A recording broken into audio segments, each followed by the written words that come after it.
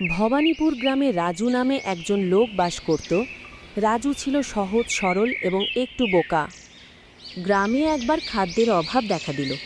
সবাই কাজের জন্য অন্য গ্রামে চলে যায়। রাজুও তাদের মতো পাশের গ্রামে যেতে থাকে। যেতে যেতে রাজু সেই গ্রামেরই এক ধনী কৃষকের বাড়ি চলে যায়।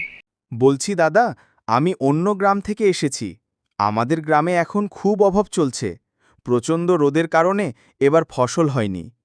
গ্রামের ছোট ছোট ছেলেমেয়েরা খাবারের জন্য কষ্ট করছে।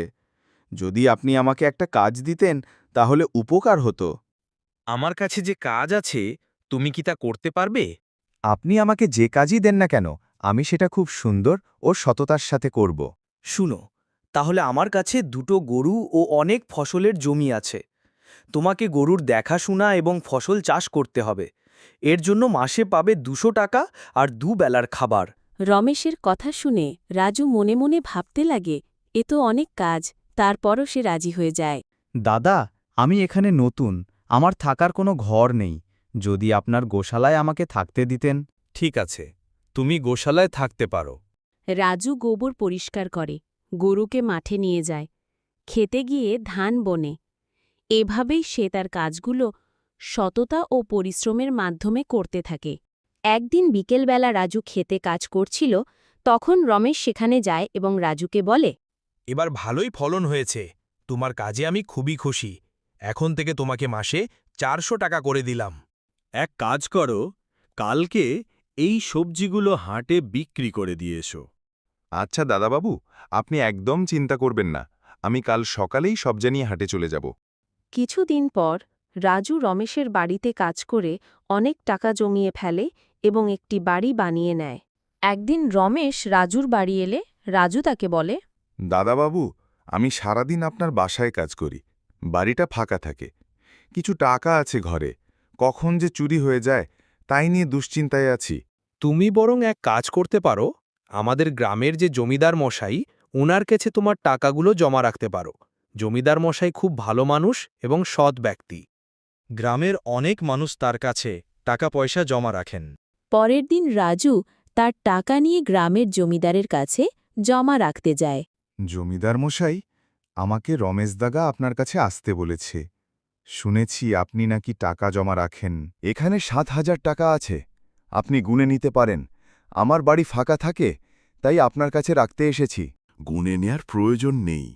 তুমি রমেশের লোক, তাতেই হবে। শোনো, তুমি একদম চিন্তা করবে না। তোমার টাকা এখানে নিরাপদে থাকবে। যখন দরকার পড়বে তখন নিয়ে যাবে। বেশ অনেকদিন পর রাজু মনে মনে ভাবে, আমার কাছে কিছু টাকা জমানো আছে এবং জমিদারের কাছে কিছু। সেগুলো দিয়ে আমি একটা গরু ও অল্প একটু জমি কিনব। নিজের জমিতে চাষ করে গরু লালন পালন করলেই আর আমাকে রমেশদাদার বাড়িতে কাজ করতে হবে না। তখনই সে চলে যায় জমিদারের বাড়িতে এবং জমিদারের কাছে তার টাকা ফেরত চাইল। কিন্তু জমিদার মশাই তাকে না চিনার ভান করল।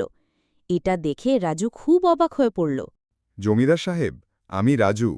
গত বছর আমি আপনার কাছে 7,000 টাকা রেখে গিয়েছিলাম।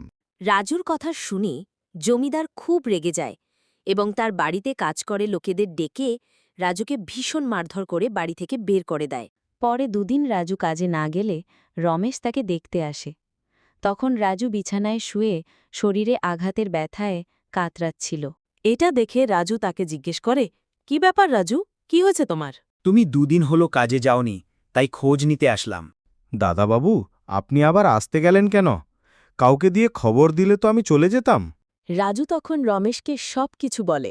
রাজুর কথা শুনে রমেশ তাকে সাহায্য করে। পরের দিন সকালে রমেশ কিছু টাকা নিয়ে জমিদারের বাড়ি যায় এবং তাকে বলে, জমিদার সাহেব, আমি 1 মাসের জন্য শহরে যাচ্ছি ব্যবসা করতে। বাড়িতে টাকা রাখলে চুরি হওয়ার ভয় আছে, তাই ভাবলাম আপনার কাছে রেখে যাই। আরে রমেশজি, আপনি কোনো চিন্তা করবেন না। আমি আপনার টাকা ঠিকমতো দেখেই রাখব, কোনো অসুবিধা হবে না।